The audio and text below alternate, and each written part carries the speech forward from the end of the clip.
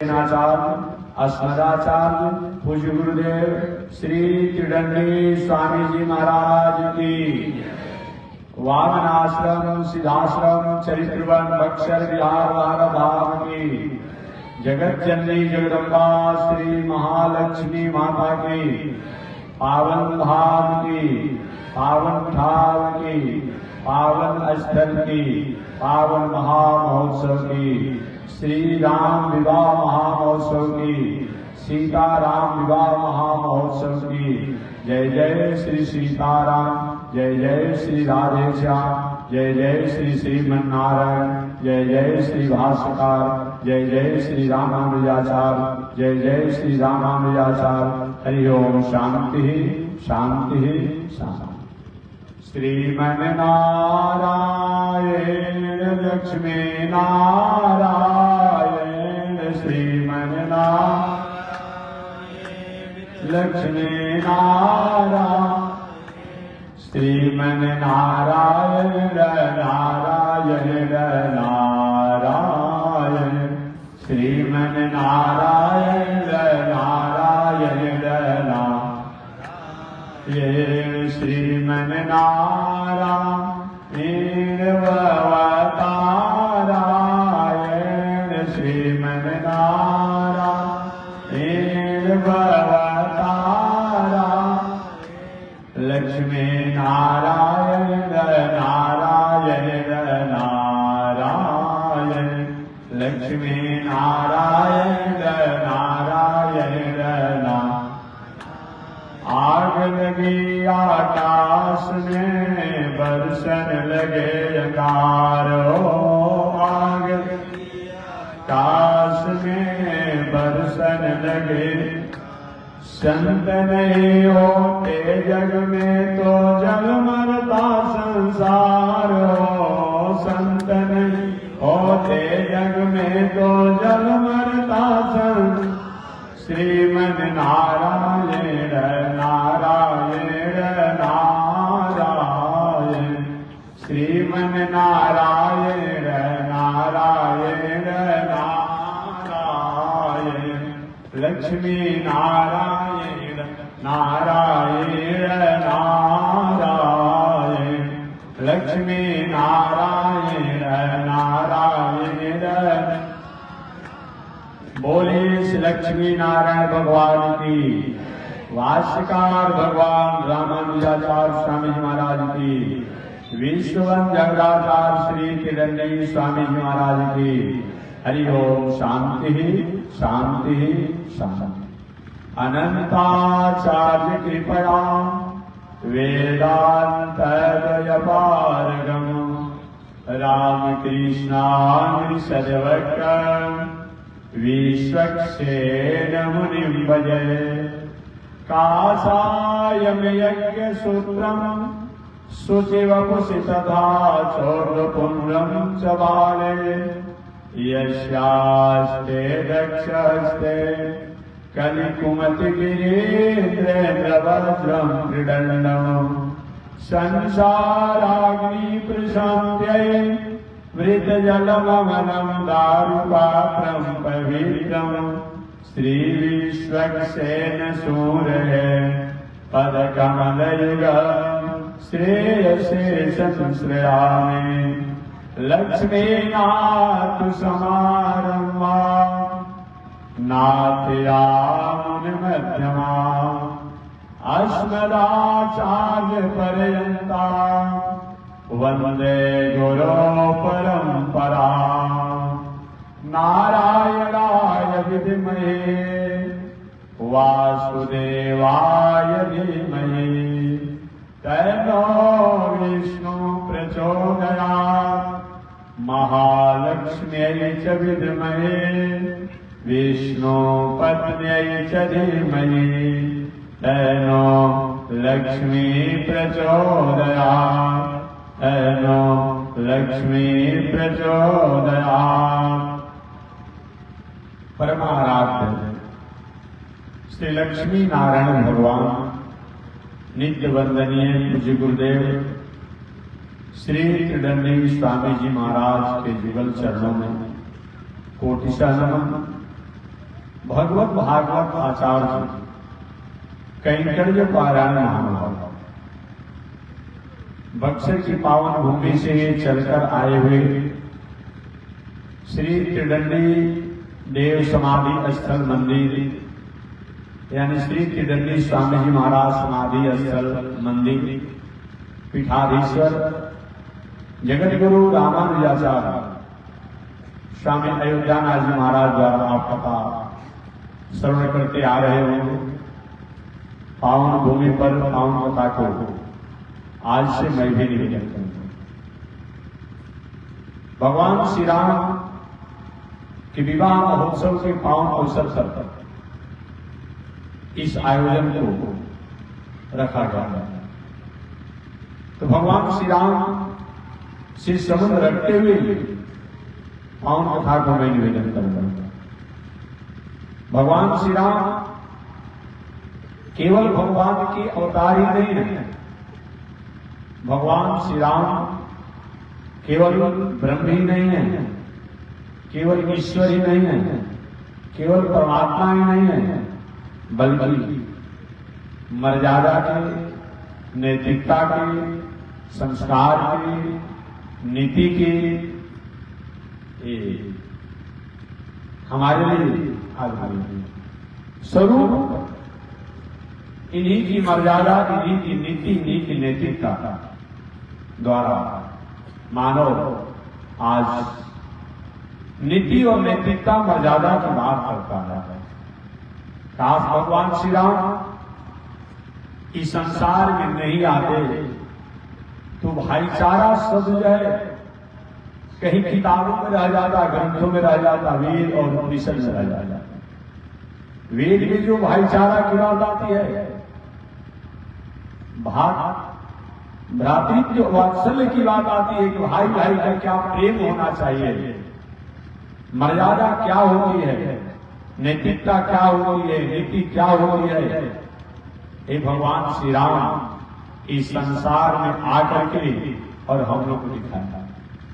इसलिए ये राम विवाह महामहोत्सव, सीताराम विवाह महामहोत्सव द्वारा हम और आपको आज प्रथम दिन में निवेदन करूंगा कि मानव जीवन में जहां नैतिकता नहीं है, जहां नीति नहीं है, वहां सब कुछ रहने के बाद जीवन का उदास है। नीतिकारों ने कहा आहार निद्रा भय मैथुनम च समान में पशुभि नराणाम धर्मो हि को अधिको विशेष। भोजन तो सब लोग करते हैं, संतानों प्रति तो पशु पंछी को भी होते हैं, वो भी सोते हैं, वो भी जगते हैं, व्यवहारिक उनका भी दिनचर्या होता है। लेकिन जिस जीवन में नीति नहीं हो और नैतिकता नहीं हो, वो जीवन का कोई मतलब नहीं होता है, कोई प्रश्न नहीं होता। वो नीति और नैतिकता का उपदेश कहीं जीवन में पाठ पढ़ाया है, किसी जीवन में उतारने का संदेश दिया है, तो भगवान श्री राम ने दिया है।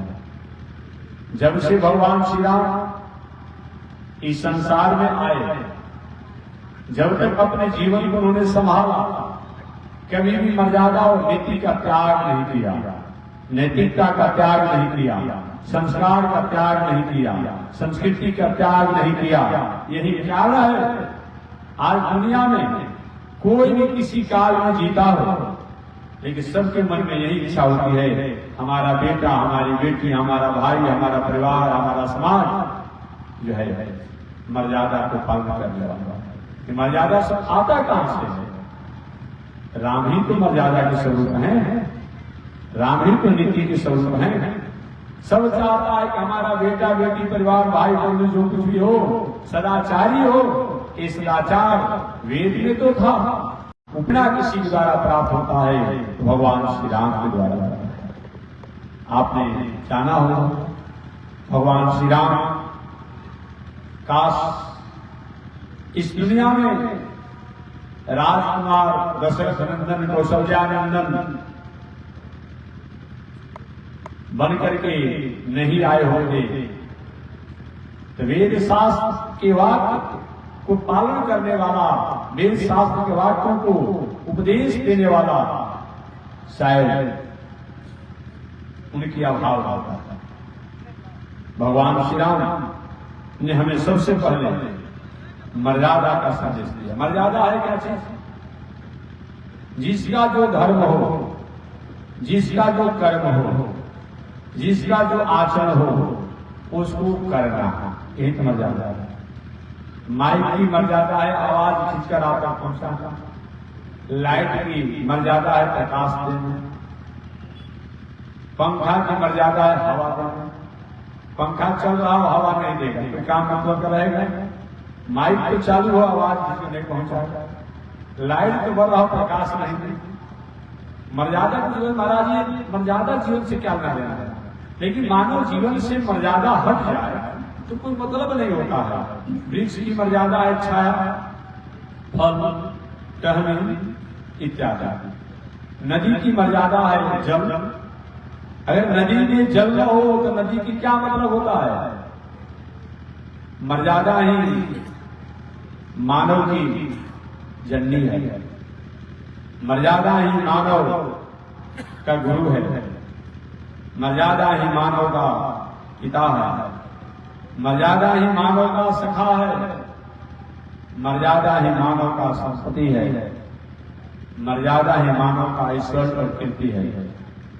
जीवन में कभी कभी हमारे धर्म पद प्रतिष्ठा अगर चले भी जाते हैं, परंतु हम मर्यादा से रहते हैं तो आ जाता है। आपने राजा हरिश्चंद्र का नाम सुना होगा, सुने होंगे। कुछ समय के लिए जीवन में उनकी विषम परिस्थितियां आई, लेकिन अपनी ईमानदारी को उन्होंने त्याग नहीं किया, सदाचार को त्याग नहीं किया, पुनः अपने राज को वापस प्राप्त किया। राजा नल दमयंती की कथा आपने सुना होगा। राजा नल और दमयंती की। राजा नल सब कुछ हार चुके थे, सब कुछ संपत्ति को खो चुके थे। उनकी पत्नी दमयंती जो है मर्यादा में रहने के कारण सब कुछ को प्राप्त कर लिया। इसलिए अंग्रेजी के एक कवि ने भी कहा है, धन गया तो कुछ गया, बल गया तो कुछ अधिक गया, पद गया तो कुछ और चला गया, और जिसकी नैतिकता चली गई उसका सब कुछ चला गया। व्यक्ति कभी भी जीवन में सिर ऊपर करके कहीं किसी के सामने बोल नहीं सकता है। आज की बात अलग है कि लंगा ही जा ठीक ठाक हो जा रहा है, ये तो अलग की बात है, लेकिन सही माने में इसका मर्यादा नहीं। व्यक्ति का इस जीवन जीने का अलग है। पशु पंछी सब जीवन जीते हैं, सब खाते हैं, उनका सारा व्यवहार हमारे ऊपर कोई अंतर नहीं है, बल्कि कुछ मामले में तो हम सब अच्छे हैं, लेकिन उनके पास मर्यादा नहीं है। पशु कोई विचार करता है कौन मेरी बहन है, कौन मेरी बेटी है, कौन मेरी माता है, विचार करता है। जो माता से भी भोग करता है, बहन से भी भोग करता है, बेटी से भी भोग करता है, उसमें कहां से नैतिकता है? अगर केवल हम इस संसार में खाने के लिए, संतानोत्पत्ति करने के लिए ही अगर जीवन जिए हैं तो हमारे से पशु में क्या अंतर है? कोई अंतर नहीं। इसलिए मानव की पहचान मर्यादा है, और वह मर्यादा भगवान श्री राम द्वारा हमें प्राप्त होता है। भगवान श्री राम जब से इस संसार में प्रकट हुए आए, आपने देखा होगा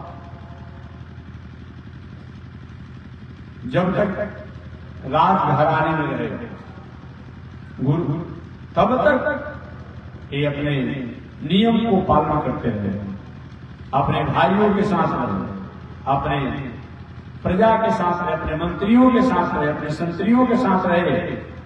सब लोग के मन में यही होती थी कि राजकुमार हो तो राम जैसा होना चाहिए।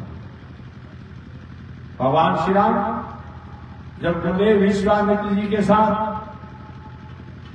जब बक्सर में आया, बक्सर में आने पर गुरु से पहले जगतपति जागे राम सुजान। क्या चीज?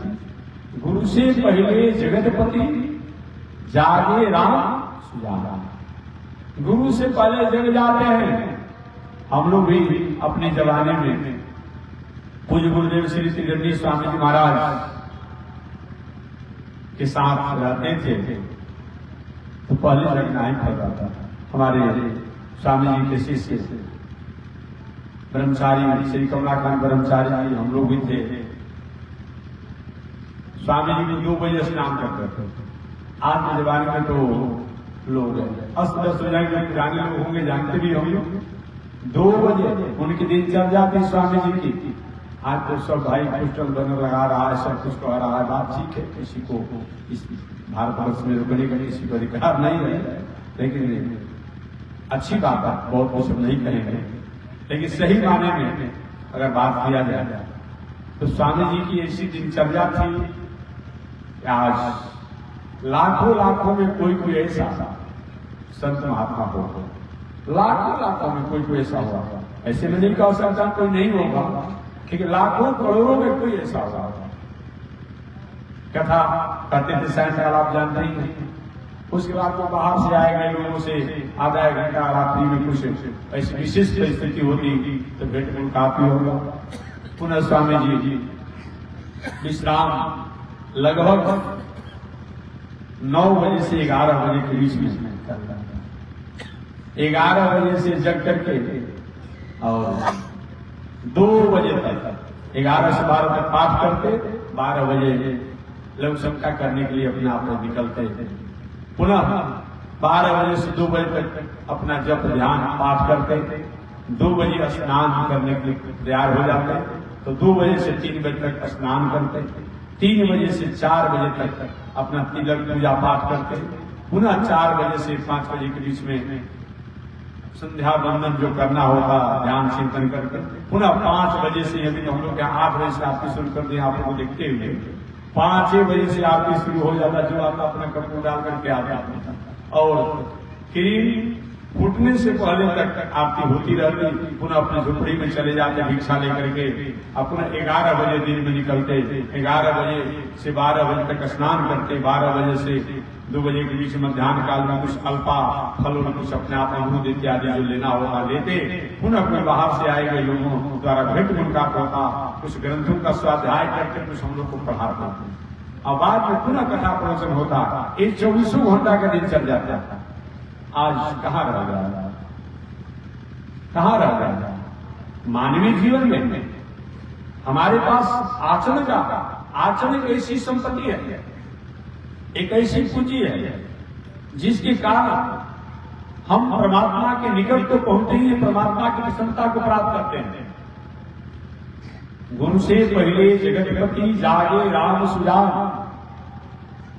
अब समझिए, जिनके श्वास से वेद प्रकट होता है, उपनिषद प्रकट होता है, ऐसे परमात्मा भी, ब्रह्म भी, ईश्वर भी जब इस संसार में राजकुमार बन करके आए, जब किसी के शिष्य बने तो उन्होंने मर्यादा का पालन किया।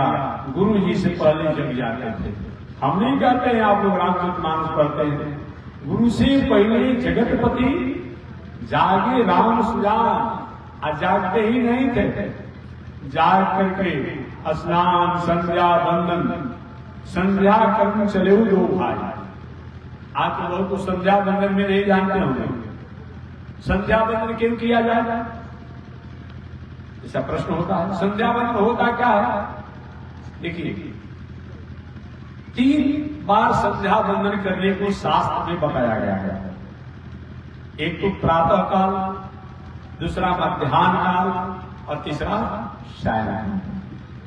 24 घंटा में हमारे द्वारा, आपके द्वारा, लोगों द्वारा जान में, अनजान में, मन से, बुद्धि से, विवेक से कोई चाहे कुछ हो जाता है, भावना से, मन से, इनके त्रुटि के मार्जन के लिए और जिन ईश्वर द्वारा, जिन परमात्मा द्वारा, जिन देवताओं द्वारा हमने प्रकृति को प्राप्त किया है, प्रकृति की व्यवस्था को प्राप्त किया है।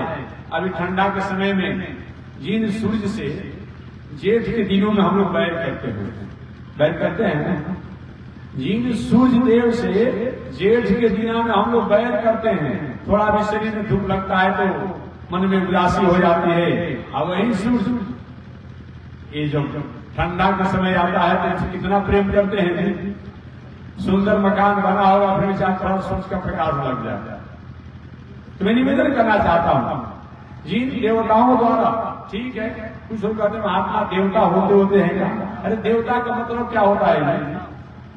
जिसके द्वारा उपकार और मंगल होता हो प्राणियों के प्रति, प्रकृति के प्रति, जगत के प्रति, उन्हीं को देवता कहते हैं। जिनके व्यवहार, जिनके कर्म, जिनके आचरण, जिनके स्वभाव से प्रकृति और प्राणियों का मंगल होता हो, उन्हीं को देवता कहते हैं। तो ठीक है, आप सूर्य को देवता उस रूप नहीं मानते हैं, एक उनके द्वारा मंगल तो होता है। इसलिए हमारे वेद में, उपनिषद में, शास्त्रों में कहा गया है सूर्य प्रत्यक्ष देवता, चंद्रमा प्रत्यक्ष देवता, वायु प्रत्यक्ष देवता, अग्नि प्रत्यक्ष देवता। ये सब प्रत्यक्ष देवता है। इनको अलग से किसी से प्रमाण देने की आवश्यकता नहीं है, क्योंकि अगर ये सूर्य, चंद्रमा, वायु, अग्नि, पृथ्वी ये न रहे तो हमारे जीवन का आधार अधूरा रह जाएगा। हम कहाँ खेती करेंगे, कहाँ व्यापार करेंगे, कहाँ नौकरी करेंगे, कहाँ घर द्वार बनाएंगे? ये कौन काम करता है? ये पृथ्वी द्वारा ही तो प्राप्त होता है। इसलिए सुबह सुबह जगने के बाद हर मनुष्य को चाहिए कि सुबह जग करके, चाहे कोई भी हो, इसमें किसी जात, किसी पंथ की बात नहीं है, मानव मात्र की बात बताया गया है। अच्छा बताइए, पृथ्वी पर घर द्वार केवल क्या हम संत महात्मा ही बनाते हैं और दुनिया को नहीं बनाते हैं? सब लोग इसी पृथ्वी पर घर बनाते हैं, द्वार बनाते हैं, दलान बनाते हैं, मकान बनाते हैं। तो सारा आधार यही पर होता है, लघुशंका से लेके पैखाना से लेके। अरे भाई साधारण आप होटल में जाते हैं, रेस्टोरेंट में जाते हैं, गेस्ट हाउस में जाते हैं, धर्मशाला में जाते हैं, तो वहां का थोड़ा सा आपने सुविधा लिया तो उसका कुछ न कुछ आप देते हैं, फीस देते हैं। जिस पृथ्वी द्वारा हमने सुविधा प्राप्त किया, खेती, व्यापार, नौकरी, अध्ययन, अध्यापन, गाड़ी घोड़ा, रोड, सड़क, गली नली, सबकी व्यवस्था प्राप्त करते हैं। उन पृथ्वी के प्रति अगर हम आभार व्यक्त करते हुए प्रणाम ही कर लेते हैं, कौन आपत्ति की बात है? कौन आपत्ति है? जिसके द्वारा हमने सुविधा प्राप्त किया, अब उनके प्रति आभार व्यक्त नहीं कर सकते हैं। इसलिए सुबह सुबह जगने के बाद जिस पृथ्वी द्वारा हमने सब कुछ प्राप्त किया है, उन पृथ्वी को सुबह सुबह जग करके प्रणाम करना चाहिए। और प्रणाम करते समय ये भावना करना चाहिए कि हे पृथ्वी माता, समुद्र वसने देवी, पर्वत स्तन मंडले, विष्णु पत्नी नमस्तुभ्यं, पाद स्पर्शम समस्मे। हे पृथ्वी माता, समुद्र वसने देवी, समुद्र ही आपका वस्त्र है। चारों तरफ से पूरे दुनिया, पृथ्वी जो है, समुद्र चारों तरफ से है। जैसे शरीर के बाहर बाहर वस्त्र होता है, उसी प्रकार से ये पृथ्वी के चारों तरफ समुद्र ही समुद्र है। तो समुद्र वसने देवी, पर्वत स्तन मंडले, जैसे पतिव्रता, साध्वी, पुत्रवती माताएं जो होती है, अपने बच्चे को लाड़ प्यार स्नेह और पुष्ट करने के लिए दूध पान कराती है। हे पृथ्वी माता, हम संसार के प्राणी, केवल मनुष्य नहीं, हम संसार के जो भी प्राणी हैं, आपके पर्वतों द्वारा जो नदी के रूप में, नाले के रूप में, झरने के रूप में जो जल होते हैं, वो जो नहर के रूप में प्राप्त किया जाता है और किसी को प्राप्त किया जाता है, वही क्या है, उसके द्वारा आप सृष्टि पुष्प को प्राप्त करते हैं। अभी जिस सूर्ण महानद परम सुहावन, जिस सूर्ण तट पर आप हैं, मानस काल में भी सूर्ण नद को बहुत बड़ा महत्व बताया गया है। सूर्ण महानद परम सुहावन, ये सुहावन नहीं है, ये परम सुहावन है। ये सूर्ण, ये बात जानिए, मानस काल में भी सूर्ण को छोड़ा नहीं। सूर्ण की जो महिमा को वर्णन कर लगे तो उन्होंने कहा कि सूर्ण महानद परम सुहावन, एक पुलिंग है, इसलिए नद शब्द का प्रयोग किया गया है। नदी नहीं है, उनको कह देते हैं कि सूर्ण नदी कह देते हैं, लेकिन ये नद है। तो कुछ ये सब भाषा होती है, जो स्त्रीलिंग को पुलिंग बोला जाता है, पुलिंग को स्त्रीलिंग बोल दिया जाता है, बात समझिएगा। जैसे हम लोग कभी तो गंगा किनारे जाते हैं दियर में, तो कोई बालक से बात कहाँ जा रहा है, स्त्रीलिंग शब्द हमको बोलने में थोड़ा अच्छा नहीं लग रहा है, तो स्त्रीलिंग बोल देते हैं अपने आप में। ये कुछ भाषा होती है, इसका देशज भाषा कहा जाता है। देशज भाषा में होता क्या है, एक लहजा बोलने का हो जाता है, वस्तुतः ये सूर्ण जो है ये नदी नहीं है, नदी तो स्त्रीलिंग शब्द है, नदी जो है स्त्रीलिंग शब्द है, लेकिन हम लोग नदी ही कह देते हैं कि सूर्ण नदी कह देते हैं। लेकिन है क्या चीज? सूर्ण महानद परम सुहावा। ये नद है, नद जो पुल्लिंग है और नदी स्त्रीलिंग है, लेकिन नदी भी कह दिया जाए ये देशज भाषा में तो चलो कोई बात नहीं है, एक आम भाषा का भी महत्व होता है, वहां बहुत स्त्रीलिंग पुल्लिंग पर ध्यान नहीं दिया जाता है। लेकिन ऐसे अगर कोई बात किया जाए तो ये सूर्ण जो है पुल्लिंग है, इसलिए मानसकार ने कहा कि सूर्ण महानद परम सुहावन। यह सूर्ण जो है यह महानद जो है परम सुहावन है, ये सुहावन नहीं है, परम सुहावन। ऐसे सूर्ण के पांव तक प्रभाव हो रहा था। तो मैं निवेदन करना चाह रहा था कि चाहे पृथ्वी माता को प्रणाम करते समय हम और आपको भावना करना चाहिए कि हे पृथ्वी माता समुद्र वसने देवी, हे पृथ्वी माता समुद्र ही आपका वस्त्र है, साड़ी है, कपड़ा है, चारों तरफ से पृथ्वी के समुद्र ही समुद्र है। तो समुद्र वसने देवी पर्वत स्तन मंडले, हे पृथ्वी माता जैसे अपनी माता बच्चों को लाड़ प्यार और पलित पोषित करने के लिए अपने दूध पान करा करके ही खुश करती है, ये दुनिया वाली माता तो 2-4-5 वर्षों तक अपने बच्चों को दूध पिलाती है।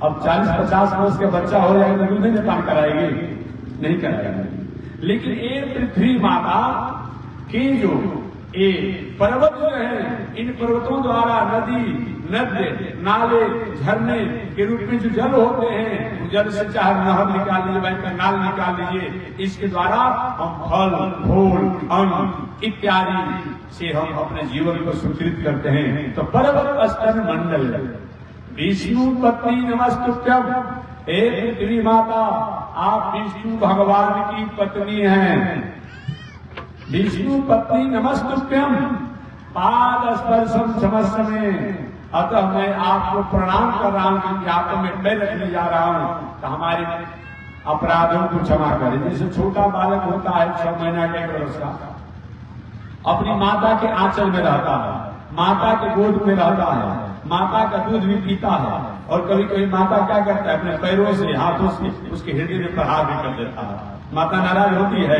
नहीं नाराज होती है, कहती मेरा बेटा पुष्ट हो रहा है, मेरा बेटा मजबूत हो रहा है। हे पृथ्वी माता हम आपके पुत्र हैं, आप पर मैं पैरों को रख रहा हूँ, कहीं लक्ष्म का कहीं पैखाना, कहीं कुछ हो जा रहा है, कहीं खेती कहीं मकान करें, इसको आप क्षमा कर दीजिएगा, आप हमारी माता हैं। सुबह सुबह जगने के बाद हम और आपको पृथ्वी पर पैर रखते समय ये पृथ्वी माता को प्रणाम करके तब दिन भर का काम करना चाहिए। ये बताया इस तरीका से। ये क्या है? मर्यादा है। ये भगवान श्री राम सब करते थे, भगवान श्री राम सब इसको अपने आप करते थे। इतना ही नहीं, इसके अलावा भी बताया गया है। मर्यादा है क्या चीज? भगवान श्री राम क्या करते थे? सबसे पहले सुबह से भगवान श्री राम जब जगते थे तो हम और आपको जगना चाहिए। तो सुबह सुबह जगने के बाद सबसे पहले कब बजे जगना चाहिए? सूर्योदय से 1.5 घंटा पहले बात समझिएगा, ये जगने का नियम है। सूर्य बैठाओ भाई, बालक बैठाओ, चंचल बताइए। सूर्योदय से 1.5 घंटा पहले जग जाना चाहिए। 1.5 घंटा कब कहा जाता है? जब सूर्योदय जैसा होता है 4 बजे 5 बजे से मतलब नहीं है, बात समझिएगा। अगर कहीं जाड़ा के मौसम में सूर्योदय कहीं 6:30-7 बजे हो रहा हो, 6:45 में हो रहा हो, उससे 1.5 घंटा पहले। अगर गर्मी का मौसम हो उससे 1.5 घंटा पहले, अगर ठंड बरसात का समय हो उससे 1.5 घंटा समय ये जग जाना चाहिए। क्योंकि उस समय जगने से उस समय जो वायु चलता है उसमें अमृत के समान और संजीवनी के समान उसमें शक्ति होती है। उस समय के वायु द्वारा हमारे शरीर में हानिकारक जो वायरस होते हैं, कीटाणु होते हैं, उन पर वो अनुशासन करता है, उनको दमन करता है, और हमारे शरीर में जो किसी रोग और संक्रमण वाला कीटाणु होते हैं वो दूर होते हैं, और अच्छी वायरस कीटाणु जो है हमें प्राप्त होता है। इसलिए हमें सुबह सुबह जगना चाहिए मेडिकल साइंस के अनुसार। आज भी आपने सुना होगा जो यक्षमा का, दमा का इत्यादि सांस रोग हैं, लोग कहते सुबह सुबह जगिए, जगने से शुद्ध और पवित्र वायु मिलता है उसमें। ऐसे भी सारा काम दुनिया से वो सुनते रहते हैं, कुछ प्रदूषण ऐसे भी क्यों आता है, मेडिकल साइंस की बात किया जाए तो सुबह सुबह जगना चाहिए। कब जगना चाहिए? सूर्योदय से 1.5 घंटा पहले। आपके महात्मा जी 12 बजे हम व्यापार करते हैं, नौकरी करते हैं, और आप जगा देंगे तो अच्छा बात है। तो चलिए संशोधन कर दिया गया, कलयुग चल रहा, जगना तो चाहिए 1.5 घंटा पहले। लेकिन चलो भाई थोड़ी सी आरक्षण की बात हो रही है, अब हर जगह आरक्षण की मांग हो रही है, तो धर्मों में आरक्षण मांग किया जाएगा? ये नहीं किया जाएगा।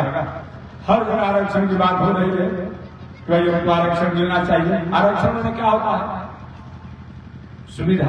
आरक्षण में क्या होता है? हमारी स्थिति नहीं है, हमारी योग्यता नहीं है, हमारी एक्सपीरियंस नहीं है, लेकिन हम गरीबी से, दयनीय स्थिति से, आर्थिक स्थिति से थोड़ा दबते चले जा रहे हैं। अतः हमको उठाने का कार्य किया गया, यही है आरक्षण। ये बात केवल सरकार द्वारा नहीं, ये बात पूछा गया भगवान से, देवताओं से, ऋषियास से पूछा गया, बाबा आपने सारा जगह आरक्षण की व्यवस्था हो गई, आप धर्म में आरक्षण नहीं देंगे, अब 1.5 घंटा पहले आप लोगों को जगा देंगे, आधे लोग का तबीयत ही खराब हो जाएगा। जो लोग 12 बजे तक जगते हैं उनको अगर 4 बजे जगा दिया जाएगा तो क्या स्थिति रहेगी? तबीयत खराब नहीं हो जाएगा? ब्याज नहीं, चलो भाई कलयुग के लोग थोड़ा सा हम धर्म में भी आरक्षण दे दिए। कौन सा आरक्षण दिए? 45 मिनट का। बात समझ गए? जगना तो चाहिए सूर्योदय से 1.5 घंटा पहले। लेकिन चलिए धार्मिक आरक्षण की बात आ रही है, तो पहले से व्यास महाराज ने धार्मिक आरक्षण दे दिया कि कम से कम सूर्योदय से 45 मिनट पहले आप जग जाइए। इतना संभव है?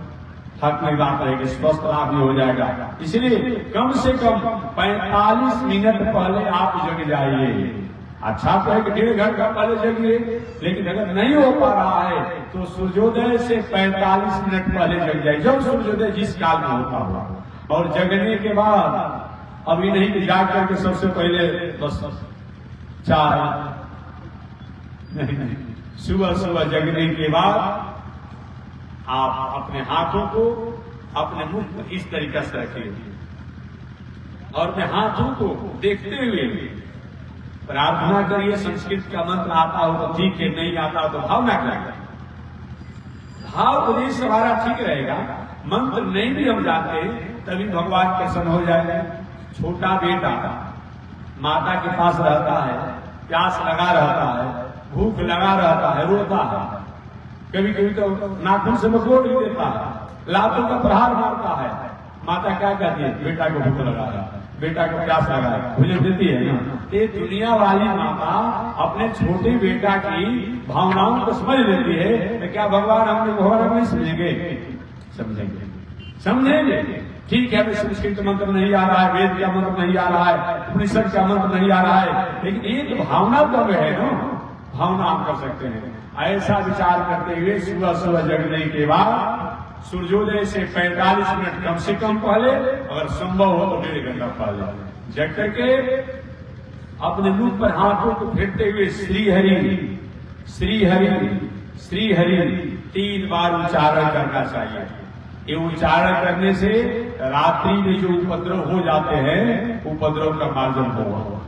कितनी लोग रात में किसी के घर में हो जाते हैं, सपना में होता हो नहीं, जहां नहीं पहुंचना चाहिए वहां लोग पहुंच जाते हैं। कितने लोग तो रात्रि में स्वप्न में किसी के खेत काटने लगते हैं, बोझा उठाने लगते हैं, जो जैसा भावना में जाता है। देखिए कितने लोग तो रात्रि में किसी को गाली में देता है।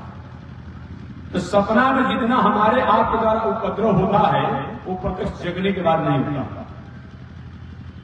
एक जगने पर तो होने पर थोड़ा दंड मिलेगा, सरकारी प्रक्रिया द्वारा हमें दंड का अपने आप अधिकारी होना पड़ेगा, लेकिन सपना में तो जो हमारे द्वारा सपने में जो कुछ उपद्रव हो जाते हैं, किसी प्रकार जो नहीं चाहिए वही हो जाता है। इसके लिए सुबह सुबह जगने के बाद अपने हाथों को दर्शन करते हुए श्री हरि श्री हरि श्री हरि 3 बार उच्चारण करना चाहिए। इसे सत्र में हमारे द्वारा जो कुछ भी हुआ है उसका मार्जन होता है। असंभव हो तब अगर मंत्र आवे तो प्रार्थना करें। कराग्रे बसती लक्ष्मी, कहीं बसती शब्द भी आया है। कराग्रे बसती लक्ष्मी, कर मध्य सरस्वती, कर मूले तू। दर्शन करने से लक्ष्मी की प्रशंसा होती है। कराग्रे बसती लक्ष्मी, कर मध्य सरस्वती, हाथ के मध्य भाग में प्रातः काल दर्शन करने से सरस्वती देवी की प्रशंसा होती है। विद्या प्राप्ति हम लोग को हाथ